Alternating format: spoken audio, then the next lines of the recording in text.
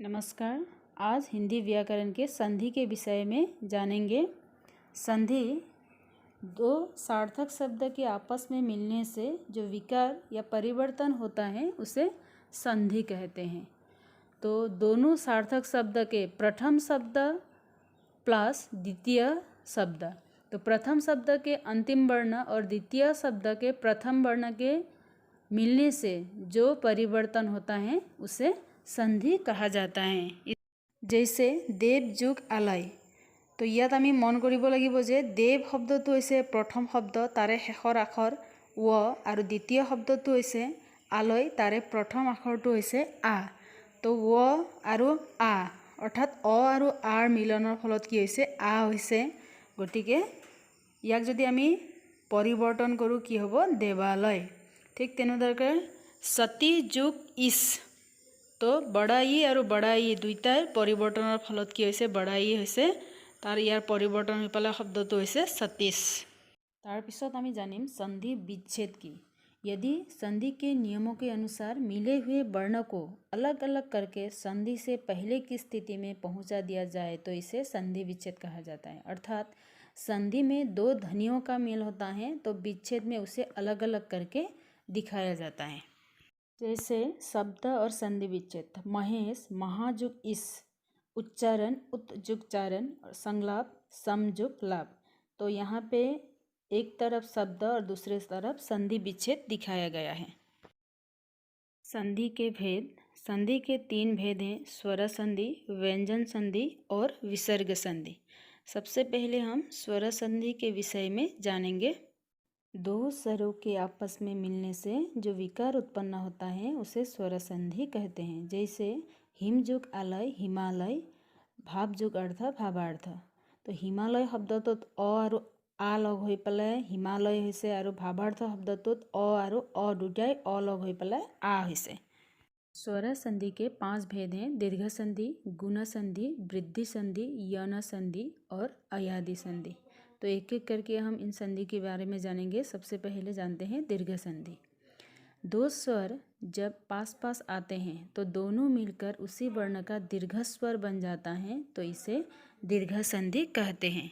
दीर्घ संधि চিনি পোৱা সহজ পদ্ধতি হৈছে যদি শব্দৰ মাজত আ, বড়া ই আৰু বড়া উ থাকে তেতিয়াহ'লে সেইটো দীৰ্ঘ সন্ধি হ'ব। যেনেকুৱাকৈ ৰত্নাৱলী, ৰত্না যোগ অৱলী, তো ইয়াত ৰত্না শব্দটোত আকাৰ হৈ আছে। ঠিক তেনেকুৱাকৈ গিৰিশ, গিৰ যোগ ইছ, তো ইয়াতে দীৰ্ঘইকাৰ হৈ আছে, আৰু ভানুদয়, তো ইয়াতে দীৰ্ঘৌকাৰ হৈ আছে। এইদৰে আমি গম পালোঁ যে হ্ৰস্বস্বৰৰ লগত যদি দীৰ্ঘস্বৰ লগ লাগে আৰু দীৰ্ঘস্বৰৰ লগত যদি দীৰ্ঘস্বৰে লগ লাগে তেতিয়াহ'লে দুয়োটাৰ ক্ষেত্ৰতে आकार माने दीर्घस्वरे হয়। आज गुना संधि, जब शब्द के बीच में ऐ ओ और अंतिम वर्ण में रेप की मात्रा है वहाँ गुना संधि होगा। जैसे गजेंद्र, तो गज जुग इंद्र गजेंद्र, तो जर ऊपरत एकार লাগি আছে গতিকে ইয়াত এ আহিছে। ঠিক তেনেকুৱাকৈ বিৰোচিত, বিৰোচিত শব্দটোত ৰত ওকাৰ আছে আৰু আনন্দকৰ্ষ, আনন্দকৰ্ষ শব্দটোত শেষৰ আখৰটোত ৰেফকাৰ আহিছে। তো এনেকুৱাকৈ ঐ ও আৰু ৰেফকাৰ যদি থাকে তেতিয়াহ'লে সেইটো गुण संधि हब। वृद्धि संधि, जब अ या आ के बाद ए या ऐ हो तो दोनों के स्थान पर ऐ, यदि ओ या औ हो तो दोनों के स्थान पर ओ हो जाता है। अर्थात जब शब्द के बीच में ऐ और ओ की मात्रा होती है तो उसमें वृद्धि संधि होते हैं। जैसे लोकै सना, लोक जुग ए सना, तो ইয়াত আমি দেখা পাইছোঁ যে কৰ লগত ঐকাৰ লাগি আছে। ঠিক তেনেকুৱাকৈ জলোচ, জল যোগ ঔচ, ইয়াত আছে ঔকাৰ। সদৈৱ, সদা যোগ এব, তাত ইয়াত দৰ ওপৰত ঐকাৰ আছে, আৰু পৰমোজ, পৰম যোগ ঔজ, ইয়াতে ঔকাৰ লাগি আছে। यौन संधि, यदि छोटा ई बड़ा ई, छोटा ऊ बड़ा ऊ या री का मेल किसी भिन्न स्वर से हो तो क्रमशः य व र उत्पन्न होते हैं। इस विकार को यौन संधि कहते हैं। यदि छोटा ईर লগত যদি অ যোগ কৰোঁ তেতিয়াহ'লে য়, বড়া ঈৰ লগত অ যোগ কৰিলেও য়, ছোটা উৰ লগত অ যোগ কৰিলে ৱ, আৰু ৰিৰ লগত যদি আ যোগ কৰোঁ তেতিয়াহ'লে ৰা হয়। यौन संधि চিনি পোৱাৰ সহজ পদ্ধতিটো হৈছে যদি শব্দৰ মাজত য় আৰু ৱ আৰু লগতে প্ৰথম আখৰ যদি আধা বৰ্ণৰ হয় আৰু মাজত যদি ৰিকাৰ থাকে তেতিয়াহ'লে यौन संधि হয়। যেনেকুৱাকৈ ব্যঞ্জন, ইয়াতে ৱ এইটো আধা বৰ্ণ হৈ আছে। ঠিক তেনেকুৱাকৈ স্বচ্ছৰ লগত ৱ আধা বৰ্ণ হৈ আছে আৰু পিত্ৰাজ্ঞাৰ লগত মাজত ৰিকাৰ যোগ হৈ আছে। अयादी संधि जब ए आई ओ या औ का मेल किसी भिन्न स्वर से हो तो क्रमशः आई अब और आप उत्पन्न होता है। इस प्रकार के मेल को अयादी संधि कहते हैं।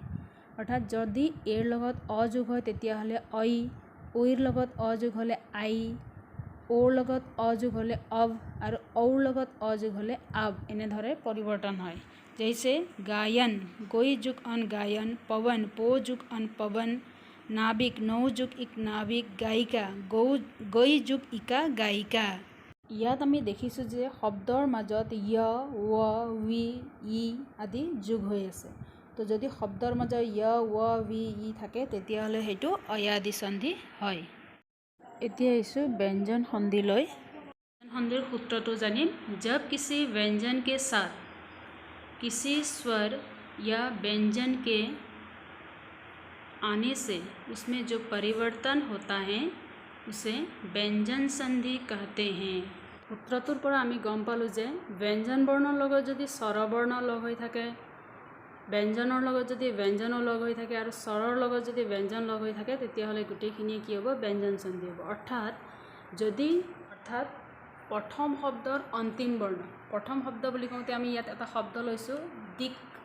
এই শব্দটোৰ অন্তিম বৰ্ণ হৈছে ক আৰু দ্বিতীয় শব্দৰ প্ৰথম বৰ্ণ। তো প্ৰথম শব্দ দ্বিতীয় শব্দটো অন্ত আছে তাৰে প্ৰথম বৰ্ণ। অৰ্থাৎ প্ৰথম শব্দৰ শেষৰ বৰ্ণ আৰু দ্বিতীয় শব্দৰ প্ৰথম বৰ্ণ এই দুটাৰ মাজত যি পৰিৱৰ্তন হয় সেইটোৱে হ'ব সন্ধি। এই ব্যঞ্জন সন্ধিৰ কেইটামান নিয়ম আছে।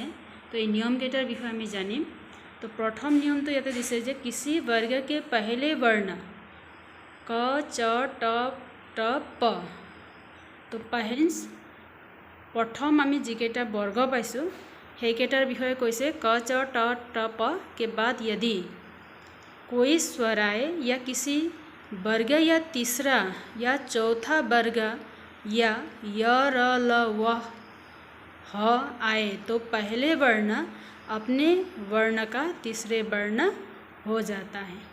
तो এই কথাখিনি বুজি পাবলৈ যেনেকৈ আমাক কৈছে প্ৰথম বৰ্ণ, तीसरा वर्ण नाइबा चौथा वर्ण। तो এই প্ৰথম বৰ্ণ, तीसरा वर्ण, चौथा वर्ण কোনখিনিক কৈছে আমি সেইখিনি এবাৰ বুজি লওঁ। এই ভালকৈ মনত ৰাখিব লাগে। তো মই ইয়াত তোমালোকক লিখি দিছোঁ ব্যঞ্জন বৰ্ণ আৰু এবাৰ মনত পেলাবা। তো প্ৰথম ক বৰ্গ বুলি ক'লে কাক কোৱা হয়? ক, খ, গ, ঘ, ঙ এই পাঁচটা বৰ্ণ হৈছে ক বৰ্ণ। ঠিক তেনেকুৱাকৈ চ বৰ্ণ চ, ছ, জ, ঝ, ঞ, ট বৰ্ণ ট, ঠ, ড, ঢ, ণ, त वर्ग त, थ, द, ध, न, प वर्ग प, फ, ब, भ, म। बाकी य, र, ल, व হৈছে অন্তস্থ বৰ্ণ আৰু স, স, স, হটো হৈছে উষ্ম বৰ্ণ। তো ইয়াত আমি এতিয়া গম পাব লাগিব যে প্ৰথম পহলা বৰ্ণ। তো এতিয়া আমি নিয়মত পাইছিলোঁ পহলা বৰ্ণ। তো পহলা বৰ্ণ কোন হ'ব? এইটো লাইন ক চ ট ট প এইকেইটা হৈছে পহলা বৰ্ণ। এইটো दूसरा वर्ण ख छ ठ ठ द दूसरा वर्ण न। तीसरा वर्ण হৈছে ग ज ड ड ब। चौथा वर्ण হৈছে घ झ ढ ढ भ আৰু पांचवा वर्ण হৈছে ङ य ण न म।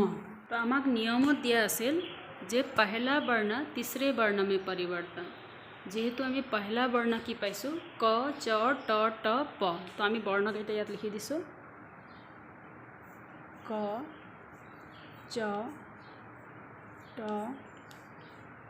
ट प। तो এই क च ट ट प এই বৰ্ণকেইটা হৈছে पहला वर्ण। এতিয়া तीसरे वर्ण में परिवर्तन। तीसरे वर्ण কোনকেইটা হ'ব ইয়াৰে? क तो पहला वर्ण হ'ল, ख छ ठ ठ फ तो दूसरा वर्ण হ'ল, ग ज ड ड ब तो হৈছে तीसरा वर्ण। तो क যদি হয়, যদি ক থাকে ব্যঞ্জন বৰ্ণ যদি ক থাকে तीसरा वर्ण কি হ'ব? গ লৈ পৰিৱৰ্তন হ'ব। অৰ্থাৎ কটো কি হ'ব ইয়াতে আমি গ। ঠিক তেনেকৈ চ যদি থাকে চৰ तीसरा वर्ण কি হ'ব? চৰ तीसरा वर्ण হৈছে জ। তো জ লৈ পৰিৱৰ্তন হ'ব। টৰ तीसरा वर्ण হৈছে ড। টৰ तीसरा वर्ण তৰ তিসৰা বৰ্ণ হৈছে ড তৰ তিসৰা বৰ্ণ হৈছে ড ডলৈ পৰিৱৰ্তন হ'ব আৰু পৰ তিসৰা বৰ্ণ হৈছে ব তো এইটো হ'ব বলৈ পৰিৱৰ্তন তো এনেকুৱাকৈ প্ৰথম বৰ্ণ তিসৰা বৰ্ণলৈ পৰিৱৰ্তন হ'ব আমি এইখিনি কথা এটা উদাহৰণৰ সৈতে বুজিম তো তৃতীয় বৰ্ণ বুলি কৈছে এটা শব্দ লৈছোঁ জগত যোগ নাথ তো জগত ইয়াতে কি আছে ব্যঞ্জন বৰ্ণ হৈ আছে এফালেও ব্যঞ্জন বৰ্ণ আছে তো জগত তৃতীয় বৰ্ণ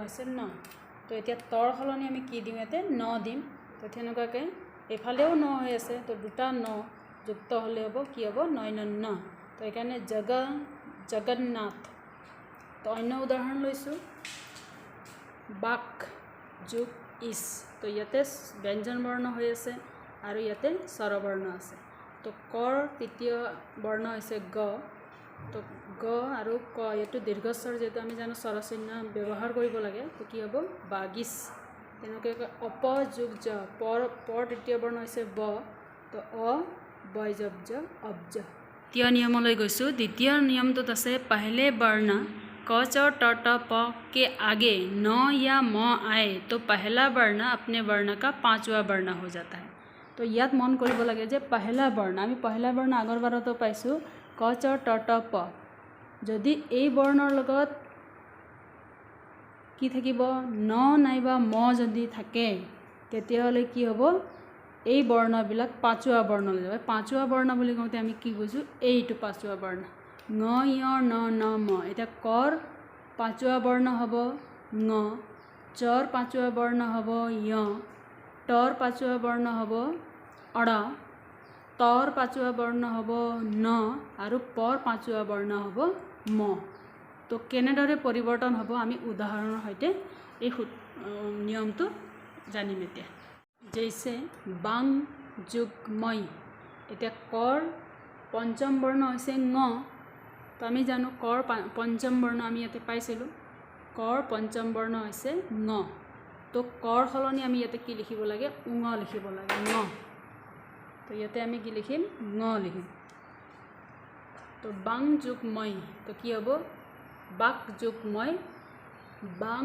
যোগ বাংময় অৰ্থাৎ অকৰ কৰ পৰিৱৰ্তন হ'ব তেনেকুৱাকৈ উদ যোগ মেচ তৰ তৃতীয় পঞ্চম বৰ্ণ হৈছে ন তো ইয়াতে কি হ'ব ন আৰু ম আছে তো কি হ'ব দুইটা ব্যঞ্জন বৰ্ণ নয় মনমতো যুক্ত হ'ব উ নয় মন মে স উন্মেষ ষট তৰ পঞ্চম বৰ্ণ হৈছে অড তো তৰ সলনি অড ব্যৱহাৰ হ'ব লাগে ষট যোগ মুখ সন্মুখ স নয় মনমত হসুকাৰ খ সন্মুখ তো এইকেইটা হৈছে পঞ্চবৰ্ণ থকা উদাহৰণ অৰ্থাৎ এইবিলাক নাসিকা হ'ব লাগে উচ্চাৰণ কৰোঁতে আমি নাকেদি কৰিব লাগে আমি ইয়াৰ আগৰ পাঠত স্বৰসন্ধি আৰু ব্যঞ্জন সন্ধিৰ বিষয়ে পঢ়িছিলোঁ আজি আমি জানিম বিসৰ্গ সন্ধিৰ বিষয়ে আমি विसर्ग সন্ধিৰ সূত্ৰটো জানি ল'ম विसर्ग संधि विसर्ग के बाद किसी स्वर अथवा व्यंजन के आने से विसर्ग में जो परिवर्तन होता है उसे विसर्ग संधि कहते हैं तो विसर्ग বুলি কওঁতে এইটো হৈছে বিসৰ্গ তো কি হ'ব পাৰে বিসৰ্গৰ পিছত যদি স্বৰবৰ্ণ থাকে নাইবা ব্যঞ্জন বৰ্ণ যদি থাকে তেতিয়াও এইটো বিসৰ্গৰ পৰিৱৰ্তন পালে যি হয় তো সেইটোৱে হ'ব বিসৰ্গ সন্ধি বিসৰ্গ সন্ধিৰ কেইটামান নিয়ম আছে যেনেকুৱাকৈ প্ৰথম নিয়মতে লৈছোঁ যে বিসৰ্গ কা ও हो जाता है মই নিয়মবিলাক চমুকৈ দিছোঁ তোমালোকৰ হয়তো ব্যাকৰণ কিতাপত অলপ দীঘলকৈ পাবা तो गम पाब लगे जे विसर्ग का ओ हो जाना तो ओ हो जाना मतलब यदि विसर्ग के पहले अ और बाद में अ अथवा प्रत्येक वर्ग का तीसरा चौथा पांचवा वर्ग अंतस्थ वर्ण ह हो तो विसर्ग का ओ हो जाता है अर्थात কি কৈছে তেতিয়াতে মই দেখুৱালো যে বিসৰ্গৰ ইয়াতে যদি অ হৈ থাকে আৰু এফালেও যদি অ হৈ থাকে ইয়াতে যদি বৰ্ণৰ তিসৰা বৰ্ণ আমি আগতে পাইছোঁ তিসৰা বৰ্ণ কোনটো আমি গম পাইছোঁ চৌথা বৰ্ণ পাঁচवा বৰ্ণ কোনখিনি আছিলে অন্তস্থ বৰ্ণ য় ৰ ল হ এইকেইটা আছিলে অন্তস্থ বৰ্ণ আৰু হ যদি এইকেইটা যুক্ত হৈ থাকে বিসৰ্গৰ লগত তিসৰা বৰ্ণ যেনেকৈ কৰ তিসৰা বৰ্ণ গ, চৌথা বৰ্ণ ঘ, পাঁচৱা বৰ্ণ ঙ, সেইটো যদি যুক্ত হৈ থাকে বিসৰ্গৰ লগত যদি সেইটো দিয়া থাকে তেতিয়াহ'লে স্বৰবৰ্ণ যদি থাকে নাইবা তিসৰা চৌথা পাঁচৱা অন্তস্থ বৰ্ণ নাইবা হ যদি থাকে তেতিয়াহ'লে সেই বিসৰ্গটো ইহঁতৰ লগত মিলন হৈ পেলাই পৰিৱৰ্তনত কি হ'ব ও হৈ যাব ও। তো এইটো আমি এটা উদাহৰণৰ সহায়ত জানি গম পাম। জেছে ইয়াতে লৈছোঁ জেছে তপহ যোগ বল, ইয়াতে লিখিছোঁ তপহ যোগ বল। তো ইয়াতে আমি দেখিছোঁ তপহ ইয়াতে বিসৰ্গ ইয়াতে অ আহিছে আৰু ইফালে ব ব্যঞ্জন বৰ্ণ আছে। তো এইটো তিসৰা বৰ্ণ হ'ল তৰ তিসৰা বৰ্ণ ব। তো এইটো আমি কি হ'ব লাগিব এই বিসৰ্গটো আৰু তিসৰা বৰ্ণৰ লগত যেতিয়া যুক্ত হয় তেতিয়া কি হ'ব ওকাৰ হ'ব। তো কি হ'ব ইয়াতে ওকাৰ তপো বল, অৰ্থাৎ পৰিৱৰ্তন কোনটোৰ হ'ল ওৰ হ'ল খালি, অৰ্থাৎ বিসৰ্গটো ওলৈ পৰিৱৰ্তন হ'ল। ঠিক তেনেকৈ ইয়াত কেইটামান উদাহৰণ লৈছোঁ মনঃ যোগ হৰ। তো এই বিসৰ্গ এইফালে হ যোগ হৈ আছে। তো ইয়াতে কোৱা হৈছিলে যে তিসৰা চৌথা পাঁচৱা অন্তস্থ হ থাকিলেও ও হ'ব। তো কি হ'ব মনোহৰ। তপহ যোগ ভূমি তপোভূমি, অধঃ যোগ গতি অধোগতি, তপহ যোগ বন তপোবন। তো এনেদৰে তোমালোকে অন্য উদাহৰণ কিতাপৰ পৰা চাই পালে মনত ৰাখিবলৈ চেষ্টা কৰিবা। ইয়াতে অপবাদ এটা আছে আমি যেনে বিসৰ্গ সন্ধিটো আছে যে পুনঃ আৰু অন্তঃ যেতিয়া থাকিব তাৰ লগত যেতিয়া বিসৰ্গ লগ হয় বা পুনঃ মানে পুনঃ শব্দৰ লগত নাইবা অন্তঃ শব্দৰ লগত যেতিয়া ইয়াতে স্বৰবৰ্ণ তিসৰা বৰ্ণ চৌথা বৰ্ণ পাঁচৱা বৰ্ণ অন্তস্থ বৰ্ণ ইয়া হ যদি যুক্ত হয় তেতিয়াহ'লে সেইটো কি হ'ব আমি বাকী কেইটাত কি পাইছিলোঁ বিসৰ্গবিলাক ওকাৰ হৈ যাব, কিন্তু ইয়াত বিসৰ্গবিলাক কি হ'ব ৰ ৰূপ হ'ব ৰ। ইয়াতে আমি উদাহৰণ লৈছোঁ পুনঃ যোগ মুদ্ৰণ। তো আমি দেখিছোঁ ইয়াতে বিসৰ্গ আছে। তো ইয়াতে ম যোগ হৈ আছে ব্যঞ্জন বৰ্ণ, ম হ'লে পাঁচৱা বৰ্ণ হ'ল। তো কি হ'ব বিসৰ্গটো কি হৈ যাব ৰলৈ পৰিৱৰ্তন হ'ব পুনঃ মুদ্ৰণ। মু দৈৰদ্ৰ মোৰ ওপৰত ৰেফকাৰডাল থাকিব পুনৰ মুদ্ৰণ। তো নৰ পিছত বিসৰ্গ আছিলে তো সেইটো ৰ হয়, যেতিয়া ৰ হয় তেতিয়াহ'লে এইটো কি হ'ব ওপৰত উঠিব, গতিকে পুনৰ মুদ্ৰণ ৰেফকাৰত পৰিৱৰ্তন হ'ব। ঠিক তেনেকুৱাকৈ পুনঃ যোগ জন্ম। তো বিসৰ্গটো ৰ হ'ব তো পুনৰ জন্ম যেনেকুৱাকৈ নৰ পাছত বিসৰ্গ আছিলে তো সেই বিসৰ্গটো ৰলৈ পৰিৱৰ্তন হ'ল তো বৰ্গজৰ ওপৰত ৰকাৰডাল গ'ল পুনৰ জন্ম। ঠিক তেনেকুৱাকৈ অন্তঃ যোগ ধান, অন্তঃ এই বিসৰ্গটো ৰলৈ পৰিৱৰ্তন হ'ল তো কি হ'ব অন্তৰ্ধান। তৰ পাছত বিসৰ্গ আছিলে তো ধৰ ওপৰত ৰেফকাৰডাল প্ৰয়োগ হ'ল অন্তৰ্ধান। 2 নম্বৰ নিয়মলৈ গৈছোঁ। 2 নম্বৰ নিয়ম আছে বিসৰ্গ কা ৰ हो जाना। আগৰটো আমি অন্ত আৰু পুনঃ শব্দ থাকিলেহে ৰ হ'ব, কিন্তু এইটো নিয়মতে আছে যে विसर्ग का र हो जाना।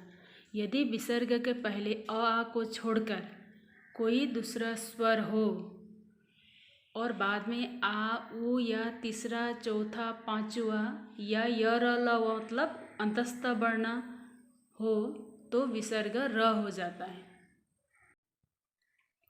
तो कैसे यदि विसर्ग के पहले अर्थात विसर्गर আগত যদি অন্য স্বৰ থাকে অ আগ বাদ দি পালে যদি অন্য স্বৰ থাকে বিসৰ্গৰ আগত আৰু বিসৰ্গৰ পাছত যদি আ থাকে হৰ্ষও থাকে দীৰ্ঘও থাকে তিসৰা বৰ্ণ চৌথা বৰ্ণ পাঁচৱা বৰ্ণ या অন্তস্থ বৰ্ণ বুলি কওঁতে য় ৰ ল ৱৰ পৰা যিকোনো এটা বৰ্ণ যদি থাকে তেতিয়াহ'লে এই বিসৰ্গটো কি হৈ যাব ৰ লৈ পৰিৱৰ্তন হ'ব। ৰ যেছে দুহ দুহ বিসৰ্গ। তো আমি ইয়াত আগত কি ব্যৱহাৰ হৈ আছে গম পাব লাগিব হৰ্ষও যোগ উপয়োগ। তো ইয়াতে হৰ্ষও আছে তো বিসৰ্গটো কি হৈ যাব বুলি কৈছিল ৰ লৈ পৰিৱৰ্তন হ'ব। তো কি হ'ব দুৰুপয়োগ হৰ্ষও আছে সেইকাৰণে হৰ্ষৌকাৰ দিছোঁ ইয়াতে দুৰুপয়োগ। তাৰপিছত ঠিক তেনেকৈ অন্য উদাহৰণ লৈছে নিহ যোগ আশা, নিহ যোগ আশা নিৰাশা। আকাৰ আছে সেইকাৰণে ৰৰ লগত আকাৰ ব্যৱহাৰ হৈছে। ঠিক তেনেকুৱাকৈ নিহ যোগ ধন নিৰ্ধন, তো বিসৰ্গটো ৰলৈ পৰিৱৰ্তন হৈছে, তো ইয়াত ওপৰৰ ৰেফকাৰ হিচাপে ব্যৱহাৰ হৈছে। তো দুহ যোগ উপয়োগ দুৰুপয়োগ, নিহ যোগ আশা নিৰাশা, निह যোগ धन निर्धन। आन एटा नियमলৈ গৈছোঁ, विसर्ग का स हो जाता है। तो की कैसे, यदि विसर्ग के पहले कोई स्वर हो और बाद में च छ या स हो तो विसर्ग स हो जाता है। तो की कैसे, विसर्ग के पहले, तो विसर्गर आगत যদি কোনোবা স্বৰবৰ্ণ থাকে আৰু পিছত যদি চ ছ নাইবা স থাকে, এই তিনিটা বৰ্ণ যদি থাকে তেতিয়াহ'লে এই বিসৰ্গটো পৰিৱৰ্তন হৈ কি হ'ব, স পাব। তো সলৈ পৰিৱৰ্তন হ'ব বিসৰ্গটো। তো আগৰ স্বৰবৰ্ণ বুলি কৈছে, তো আমি ইয়াতে এটা উদাহৰণ লৈছোঁ, নিহ, নিহ যোগ ছল। তো চ ছ থাকিলে বিসৰ্গ সলৈ পৰিৱৰ্তন হ'ব, তেতিয়াহ'লে কি হ'ব, নিচ্ছল, নি ছয় ছল নিচ্ছল। ঠিক তেনেকুৱাকৈ নিহ যোগ চয় নিশ্চয়, निह जुग चिंत निश्चित। यार पिछों से विसर्ग का स हो जाता है। यदि विसर्ग के पहले कोई ई उ ओ और बाद में क ख ट ठ प फ म से कोई वर्ण हो तो विसर्ग स हो जाता है। तो की कैसे, এইটো হৈছে বিসৰ্গ। বিসৰ্গৰ আগত যদি ছোটা ই ছোটা উ আৰু ঔ থাকে আৰু শেষৰ পিছফালে বিসৰ্গৰ পিছত যদি ক খ ট ঠ প ফ ম অৰ্থাৎ দ্বিতীয় বৰ্ণৰ প্ৰথম আখৰত যদি এইবিলাক থাকে, তেতিয়াহ'লে এই বিসৰ্গটো ক'লৈ পৰিৱৰ্তন হ'ব, মধ্যিনা সলৈ পৰিৱৰ্তন হ'ব। তো আমি এটা উদাহৰণৰ সৈতে এইটো বুজিম। নিহ যোগ কপট, তো ইয়াতে দিছোঁ নিহ, যে এই বিসৰ্গটো কি হ'ব লাগিব, মধ্যিনা স হ'ব লাগিব। ইয়াতে ক আছে, এইটো মধ্যিনা স হ'ব লাগিব। তো কি আছে, নিহ যোগ কপট নিষ্কপট, তো নি মধ্যিনা ছয় কস্ক পট নিষ্কপট। ঠিক তেনেকুৱাকৈ অন্য উদাহৰণ লৈছোঁ, নিহ যোগ কণ্টক। তো এই বিসৰ্গটো তোমালোকে নিজে পৰিৱৰ্তন কৰিবা, এইটো মদিনা সলৈ পৰিৱৰ্তন কৰিবা। তো নি ছয় নিষ্কণ্টক, ছয় কস্ক অনুসাৰ টক নিষ্কণ্টক হ'ব। নিহ যোগ ঠুৰ, নিহ মদিনা হয় ঠচ ঠ তাত অচুকাৰ নিষ্ঠুৰ। নিহ যোগ প্ৰাণ, নি মদিনা হয় পস্প্ৰ তাতাকাৰ ন নিষ্প্ৰাণ। নিহ যোগ ফল নিষ্ফল। তো যুক্ত হ'ব, প্ৰতিটো বৰ্ণৰ পাছৰ ঠ প ফ ক য'ত আছে তাত মদিনা হটো যুক্ত হৈ পেলাই ব্যৱহাৰ হ'ব। য'ত আছে विसर्ग का स हो जाता है, स दंतत लगा स। तो की আছে, यदि विसर्ग के बाद त थ या स हो तो विसर्ग स हो जाता है। तो विसर्गर पाছত যদি ত থ নাইবা স থাকে, তেতিয়াহ'লে বিসৰ্গটো परिवर्तन हो पाले कि हम सলৈ परिवर्तन हम। कि कैसे, विसर्ग, विसर्ग के पहले कथा कोआ ना, विसर्ग के बाद अगर त थ या स এই তিনিটা বৰ্ণ থাকে, তেতিয়াহ'লে কি হ'ব, বিসৰ্গটো পৰিৱৰ্তন হৈ পেলাই স ৰূপ ল'ব। তো স হ'লেও স হ'ব, ত হ'লেও থ হ'লেও স হ'ব আৰু ত হ'লেও স হ'ব। ঠিক আছে, তো এটা উদাহৰণ সৈতে আমি বুজিছোঁ এইটো কথা। জৈছে নমঃ যুক্তে, তো এইটো ত আছে, তো বিসৰ্গ আৰু তৰ মাজত পৰিৱৰ্তন হৈ পালে ইয়াতে কি হ'ব লাগিব, স হ'ব লাগিব, স। তো এতিয়া নমঃ যুক্তে সমান নমস্তে। ঠিক তেনেকুৱাকৈ অন্য উদাহৰণ লৈছোঁ, নিহ, নিহ যোগ তেজ, তো ইয়াতেও ত আছে, কি হ'ব, নিস্তেজ। অন্য দুহ যোগ সাহস, তো ইয়াতে স আছে, দুহ যোগ সাহস, বিসৰ্গটো স হ'ব লাগিব, এফালেও স আছে, গতিকে দুটা স যুক্ত হ'ব, দুঃসাহস। এইটো তোমালোকে লিখিবা। মনঃ যোগ তাপ, ইয়াতে ত আছে, তো মনস্তাপ। তো এই দুটা তোমালোকে সম্পূৰ্ণ কৰিবা। তাৰপিছত আছে विसर्ग का लोप हो जाता है, अर्थात विसर्गটো गायब हो जाए, नाइकिया हो जाए। तो केतिया हो जाए, यदि विसर्ग के बाद र हो तो विसर्ग लुप्त हो जाता है और उसके पहले का स्वर दीर्घ हो जाता है। तो की कैसे, विसर्गर पाছত যদি ৰ থাকে তেতিয়াহ'লে সেই ৰটো লুপ্ত হৈ যায়। কেতিয়া লুপ্ত হৈ যায়, যেতিয়া আমি সন্ধি জোৰা লগাম তেতিয়া ৰটো গায়ব হৈ যায়। আৰু বিসৰ্গৰ আগৰ যিটো স্বৰ থাকে যদি হৰ্ষইকাৰ থাকে তেতিয়াহ'লে এইটো দীৰ্ঘ স্বৰলৈ পৰিৱৰ্তন হয়। তো কি কৈছে বিসৰ্গকে পাহিলে যদি বিসৰ্গৰ আগত নত হৰ্ষইকাৰ আছে এইটো হ্ৰস্ব স্বৰ হ'ল এইটো কি হ'ব লাগিব যুক্ত হ'লে দীৰ্ঘই হৈ যাব লাগিব আৰু বিসৰ্গৰ পাছত যদি ৰ থাকে ৰটো কি হ'ব লুপ্ত হ'ব ৰটো নাইকিয়া হৈ যাব। তো ইয়াক আমি উদাহৰণৰ সৈতে বুজিম। তো জৈছে নিহ যুক ৰস তো ইয়াতে নিহ বিসৰ্গ আছে ইয়াতে ৰ আছে তো ৰটো কি হ'ব গায়ব হ'ব বুলি কৈছে। তো আগত কি আছে হ্ৰস্ব স্বৰ আছে তো হ্ৰস্ব স্বৰটো কি হ'ব দীৰ্ঘ হ'ব লাগিব। তো কি হ'ব নিৰস নটো দীৰ্ঘইকাৰ হৈ গ'ল ৰস নিৰস মানে বিসৰ্গটো নাইকিয়া হৈ গ'ল এতিয়া বিসৰ্গ লুপ্ত হ'ল। তাৰপিছত আছে নিহ যুগ আশা তো ইয়াৰে বিসৰ্গটো লুপ্ত কৰিলে কি হ'ব নিৰাশা নিহ যুগ ৰজ কি হ'ব নীৰজ। এইখিনিতে আমাৰ পাঠ সমাপ্ত হৈছে। এই ভিডিঅ'টোত আমি সন্ধি বিচ্ছেদ আৰু সন্ধি কে প্ৰকাৰ এই বিষয়ে উদাহৰণৰ সৈতে শিকিছোঁ। আশা কৰিছোঁ তোমালোক আটাইয়ে বুজি পাইছা।